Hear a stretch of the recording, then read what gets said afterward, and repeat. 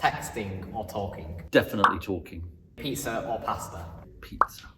Day or night? Night. Trains or planes? Definitely train. Favourite day of the week? Saturday. Work or leisure? Leisure in theory, work in practice.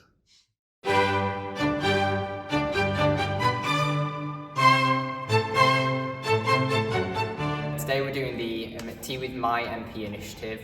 It's been created by the Youth Council to get young people more involved in politics. Great. I'm Samuel Finn. I'm a member of Youth Parliament for Doncaster, and I represent all the young people in Doncaster. My name's Tony Shaw. I represent young carers across the borough, and I'm also the chair of the Doncaster Youth Council. And I'm Ed Miliband, the MP for Doncaster North. What is your job title? And what does your job actually entail? MP for Doncaster North and Shadow Secretary of State of Climate Change and Net Zero. So my job as MP for Doncaster North is to represent people in my constituency on the issues that matter to them. I can do it in all kinds of different ways. And my job as Shadow Secretary of State of Climate Change and Net Zero is to make the case for how Labour will tackle the climate emergency that we face and hold the government to account for its role in doing so. Who inspired you the most growing up to get into politics? It's probably my mum and my dad. They were both Jewish refugees, and I think that experience sort of made them really care about the world and really think politics could have a massive impact on people's lives. And they were passionate about changing things for the better, and that's what got me engaged in politics. How did you get into politics, Ed?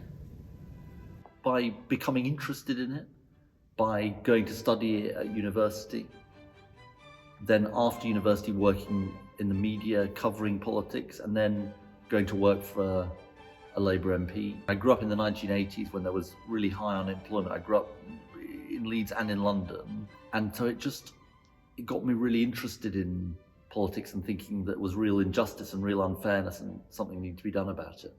How does politics affect the young people in our area? It affects them whether there are enough youth clubs for them. It affects the quality of education.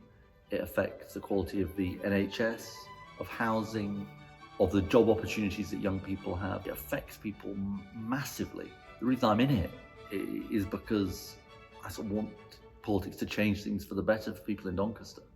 What does your role as Shadow Secretary of State for Climate Change and Net Zero entail? My role is about setting out how we can tackle this massive emergency that we face, the climate emergency. There's big opportunity to change the way we heat our homes and tackle the fuel poverty that many people face. There's huge job opportunities making the zero carbon engines of the future, electric cars, better public transport.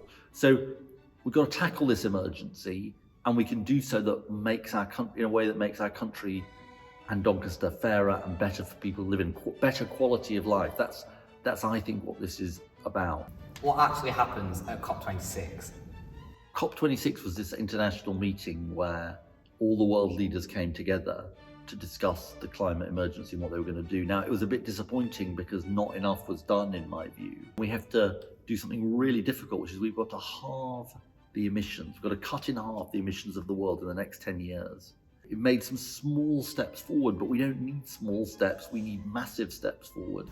What is your opinion on the climate emergency? What would we be doing if we were treating it like an emergency?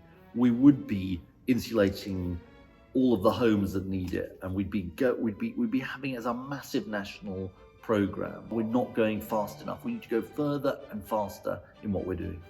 What advice do you have to a young person in Doncaster who wants to pursue a career in politics? Get involved in the Doncaster Youth Council. Join a political party. Get active in your neighbourhood. Think about your school or college and how you can change things there. Do you think young people should be involved in politics, and why? It's going to be young people's world that they inherit. Frankly, older generations haven't done a good job. I would have votes for young people at the age of 16, so giving 16, 17-year-olds the right to vote. We need to give young people a voice. And if we can give young people a voice and real power, then I think young people will engage, and politics desperately needs the voice of young people. Have you been double jabbed, and do you think young people should get the vaccine? Yeah, I've been double jabbed and I've had the booster too, and I would strongly encourage young people to get the vaccine. It's the way to protect yourself, your family, your friends, your loved ones. Ed, is there a final message that you would like to give young people in Doncaster? I'd say to young people in Doncaster, follow your dreams and follow your hopes, and don't let anyone stand in your way or say you can't do it. Don't listen to people if they say that to you, because you can go anywhere, you can do anything. And I want to work with you to make Doncaster the best place it can possibly be to grow up in and live in. Great, thank you so much. Thank you so much. Thank you for your time. Thanks.